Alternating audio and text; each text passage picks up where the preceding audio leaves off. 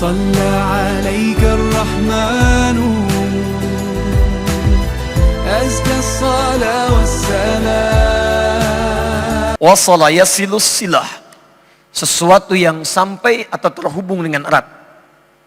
Hubungan yang erat yang sulit untuk dipisahkan. Silah. Anda pernah dengar istilah silaturahim? Silaturahim, hubungan kasih yang sangat erat, yang sulit untuk dilepaskan. Bukan saat kumpulnya, ini seringkali keliru ini. Ya. Silaturahim itu terwujud bukan saat kumpulnya, tapi saat Anda berpisah setelah momentum pertemuan itu terjadi. Kalau Anda bertemu dengan kawan-kawan, Anda menyapa, wajar karena Anda melihat orangnya. Karena Anda berjumpa dengan sosoknya. Yang paling hebat itu setelah Anda berpisah, masih ada hubungan kasih antara Anda dengan kawan Anda, sehingga Anda mendoakan dia dalam kebaikan. Dalam sujud Anda doakan. Dalam doa Anda sertakan. Itu yang dimaksudkan hubungan yang erat, yang sulit untuk dipisahkan. Nah, hubungan yang melatih kita supaya terhubung dengan Allah erat dan sulit dipisahkan. Bukan hanya saat Anda terhubung dalam ibadah, tapi selesai ibadah Anda masih terhubung dengan Allah. Jalan ingat Allah, makan ingat Allah, minum ingat Allah, kerja ingat Allah. Maka ibadah yang melatih kita supaya terhubung erat dengan Allah, dirubah kalimatnya menjadi salat. Dalam bahasa sering diartikan dengan doa, karena dengan doa itu terhubung erat Anda dengan Allah Subhanahu wa taala. Karena itulah setiap aktivitas kita seringkali dibuka dengan doa. Tunjukkan pada saya, mohon maaf ya, tunjukkan pada saya, di kepercayaan mana yang dianggap sebagai agama yang setiap aktivitasnya melekat dengan doa. Coba lihat, kita bangun tidur ada doanya. Anda cuci tangan ada doanya. Anda makan ada doanya. Anda melepas pakaian ada doanya. Pakai pakaian ada doanya. Urusan ke toilet pun ada doanya. Bahkan langkahnya diatur. Masuk kiri, keluar kanan. Masuk masjid pun ada doanya. Langkahnya diatur. Masuk kanan, keluar kiri. Tunjukkan. Dan doa itu bukan sekedar kalimat yang diucapkan. Tapi itu bangunan kita, konsepsi kita antara kita dengan Allah supaya ada ikatan. Bahkan kata Nabi, lihat kalimatnya. Saat Anda tidak tahu doanya pun, cukup ucapkan kalimat Allah. Kullu amrin dzibalin la yubda'u fihi bismillahirrahmanirrahim fahuwa abtar. Setiap perbuatan baik yang tidak diiringi kalimat Allah di dalamnya, bismillahirrahmanirrahim, paling singkat bismillah, abtar, terputus hubungan dia dengan Allah. Gak ada nilai pahalanya. Bukan sekedar pahala yang penting, tapi hubungan Anda dengan Allah. Mau duduk, bismillah. Mau makan, bismillah. Mau minum, bismillah. Ba di sana, itu fungsinya ilsaq. Musahabah. Ada 14 jenis ba dalam bahasa Arab. Lihat di kitab Mughnil Labib an Kutubil A'arib. Karya Ibnu Hisham Al-Ansari. Halaman 15 sampai 59. Di situ ada 14 makna huruf ba. 14 makna. Ba dalam kalimat bismillah itu al-ilsaq wal musahabah. Ilsaq itu sesuatu yang sangat dekat. Makanya lem dalam bahasa Arab disebut dengan lisaq. Karena merekatkan satu dengan yang lainnya. Kenapa kalimat bismillah di situ menggunakan ba fungsinya ilsaq? Artinya orang yang akan mengerjakan sesuatu menyebutkan bismillah seakan-akan kalimat Allah melekat dalam dirinya. Bismillah, saya akan minum karena Allah. Dan ketika dia minum, dia merasa dekat dengan Allah Subhanahu wa taala. Dia merasa dilihat oleh Allah. Dia merasa diawasi oleh Allah. Karena itulah orang-orang yang menyebutkan kalimat Allah, punya hubungan dengan Allah. Ketika akan minum bismillah, dia tidak akan pernah menyentuh minuman yang tidak disukai oleh Allah Subhanahu wa taala. Karena ketika akan dia minum bismillah, dia tahu Allah lihat. Telunjuk yang selalu digunakan untuk tahiyat dalam salat, membangun hubungan dengan Allah. Telunjuk yang digunakan untuk tahiyat tidak akan pernah mengerjakan maksiat. 9 kali Anda gerakan. Anda ucapkan tahiyat. Subuh sekali, zuhur 2 kali, asar 2 kali, maghrib 2 kali, isya 2 kali, 9 kali.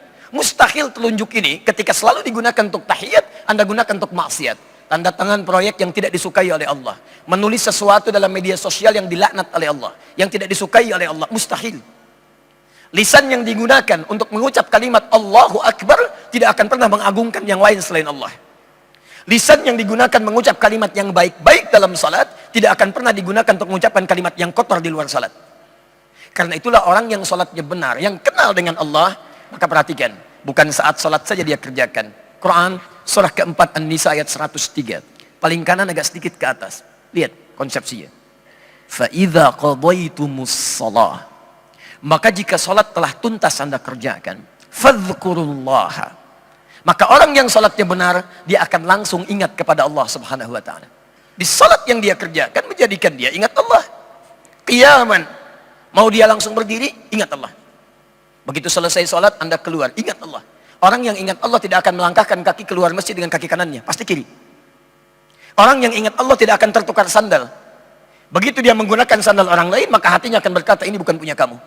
Tinggalkan. Karena ingat Allah. Wa qu'udan, duduknya ingat Allah. Wa 'ala junubikum, bahkan sedang tiduran pun ingat Allah. Ketika setiap orang beringat dengan Allah Subhanahu wa taala dalam seluruh aktivitasnya, maka yang terjadi Ali Imran ayat 190. Inna fi khalqis samawati wal ardi wa ikhtilafil laili wan nahari la ayatin li ulil albab. Ayat 191 ya. Alladzina yadhkuruna Allaha qiyaman wa qu'udan wa 'ala junubihim wa yatafakkaruna fi khalqis samawati wal ardi. Rabbana ma khalaqta hadza batila. Subhanaka faqina 'adzabannar. Lihat langit, ingat Allah. Orang melihat langit cuma lihat bintang. Bintangnya bagus ya. Orang ini Masya Allah. Ada orang geologis, dia praktek, dia cari batu macam-macam untuk menemukan mineral. Masya Allah. Pernah terjadi di Libya. Kami sempat mengajar di kalangan teman-teman minyak. Ada orang yang sebelum belajar, begitu melihat batu, nih Ustaz, luar biasa batu ini, ada kodenya. Satu begini, satu begini. Setelah dia belajar, balik lagi apa kalimat yang keluar di lisannya? Masya Allah. Masya Allah. Kalau bukan Allah yang menciptakan Ustaz, tidak ada tanda antara satu dengan yang lainnya. Kita bisa bedakan begini, begini, dan begini. Perhatikan. Perubahan terjadi. Ini yang disebut di hadis Muslim. Nomor hadis yang ke-8. Jilid yang pertama, Kitabul Muqaddimah. Posisi paling kiri sebelah atas dari Umar bin Khattab radhiyallahu ta'ala anhuma. Sikap ini yang dibangun dengan pendekatan kepada Allah, melahirkan konsep siapa yang disebut dengan ihsan namanya. Jadi kalau seseorang sudah dalam aktivitasnya selalu ingat Allah, maka dia akan memastikan semua aktivitasnya sebagai ibadah, dan dia merasa diawasi oleh Allah Subhanahu wa taala. Maka perhatikan kalimatnya. Ketika ditanya Nabi Muhammad sallallahu alaihi wasallam tentang ihsan, an ta'budallaha ka'annaka tarahu fa illam takun tarahu fa innahu yarak. Engkau menjadikan seluruh aktivitasmu sebagai ibadah karena Allah, dan engkau merasa dilihat oleh Allah sekalipun engkau tak mampu melihatnya. Ya, tak bayangkan. Ini ihsan namanya. Mau makan, merasa dilihat Allah. Mau duduk, merasa dilihat Allah. Mau sholat, sangat merasa dilihat Allah. Itu ihsan. Dan ibadah pertama yang disebutkan di Quran, sholat. Quran, surah kedua Al-Baqarah ayat ketiga. Alladzina yu'minuna bil ghaib wa yuqimuna shalah. Setelah dia yakin terhadap Allah walaupun tak nampak dalam pandangannya, dia coba sempurnakan sholatnya. Nah, ikhwas sekalian, sekarang persoalannya, jika kita ingin menghadirkan kekhusyuan dalam sholat yang dimaksudkan, menikmati sholatnya dan berdampak dalam kehidupan, sebelumnya coba dievaluasi dulu. Dari sekian sholat yang telah kita tunaikan, berapa persen dari sholat itu yang mengingatkan kita dengan Allah Subhanahu wa ta'ala? Antum kerja ingat Allah tidak? Makan ingat Allah tidak? Mendidik anak ingat Allah tidak? Saya cek ya, saya cek. Kalau bapak ibu kedatangan tamu, baik. Bikin makanan tidak? Siapkan makanan? Siapkan minuman? Kenapa? Halo? Karena ada tamu. Lihat, orang yang ingat Allah akan beda cara berfikirnya dengan orang yang barangkali belum sampai hubungan dengan Allahnya terjalin dengan kuat. Perhatikan bahasa nabinya. Orang yang dekat dengan Allah, ketika kedatangan tamu, kalimat pertama yang muncul yang disentuh imannya. Lihat, man kana yu'minu billahi wal yaumil akhir falyukrim dhaifah. Siapa yang merasa beriman pada Allah dan hari akhir, maka muliakan tamunya. Ternyata orang ini membuat makanan, minuman, memuliakan tamu. Bukan tamunya mau datang, tapi karena Allah perintahkan. Ketika dia punya hubungan dengan Allah, semuanya karena Allah, lillah.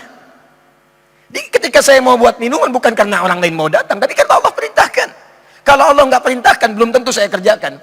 Kalau cuma bikin minuman, makanan karena tamu datang, apa bedanya Anda dengan yang belum beriman? Yang belum beriman pun begitu juga. Silahkan bertamu pada non-muslim, Anda datang, dia akan siapkan minuman. Anda siapkan makanan. Lantas apa perbedaan Anda dengan yang lainnya? Yang membedakan adalah keimanan kita kepada Allah. Maka Masya Allah, saya buat minuman karena Allah perintahkan untuk itu. Maka hasilnya apa? Akan ada perbedaan. Anda kalau kerjakan segala hal untuk kepentingan manusia, dunia, bukan karena Allah, maka umumnya, maaf, seringkali hadir kecewa. Tiba-tiba sudah pesan makanan banyak, tamu nggak datang. Afwan akhi, maaf Pak, saya nggak bisa datang. Ada acara mendadak. Ya, kok ya Pak? Nggak apa-apa. Tapi Anda kecewa karena makanan sudah dibuat, macam-macam dan sebagainya. Tapi ketika Anda kerjakan karena Allah, yang Anda kejar bukan hasilnya. Ingat, dalam pahala itu ada dalam prosesnya, bukan hasilnya. Mau tamunya datang, mau tidak, yang penting saya kerjakan perintah Allah. Begitu tamunya katakan, maaf Pak, saya nggak bisa datang, ada acara penting. Oh baik Pak, mudah-mudahan acaranya lancar, baik dan sebagainya. Bapak tidak apa-apa, tidak apa-apa Pak. Malah Allah karuniakan makanan lebih buat saya hari ini, lumayan. Masya Allah. Nikmat gitu kan, enak. Nah bagaimana kita bisa membangun hubungan itu? Kalau hubungan Anda sudah dekat, ada ikatan yang sangat kuat. Ikatan dalam bahasa Arab disebut dengan akada. Akada. Ya, karena itu dalam pernikahan dibuka dengan akad. Ya, ketika Anda mengucapkan kalimat, dibuka dengan ijab dulu. Saya nikahkan engkau, saya kawinkan, hei fulan, dengan putri saya fulana binti fulan fulana, dan seterusnya. Dengan mas kawin sekalian, ya sekian dibayar tunai. Maka Anda katakan saya terima nikahnya, kawinnya si fulana binti fulan dengan mas kawin tersebut dibayar tunai. Itu kalimatnya disebut dengan akad. Kenapa disebut dengan akad? Karena dengan kalimat itu terikat kuat hubungan Anda antara Anda dengan istri Anda. Antara Anda dengan keluarga baru Anda. Saking kuatnya disebut dengan mahram bil musaharah. Seperti mahram, kuat. Yang tadinya anak laki-laki ini nggak boleh melihat ibu mertuanya terbuka hijabnya, sekarang jadi boleh. Yang tadinya tidak boleh menyentuh tangan ibunda mertuanya, sekarang jadi boleh. Akad.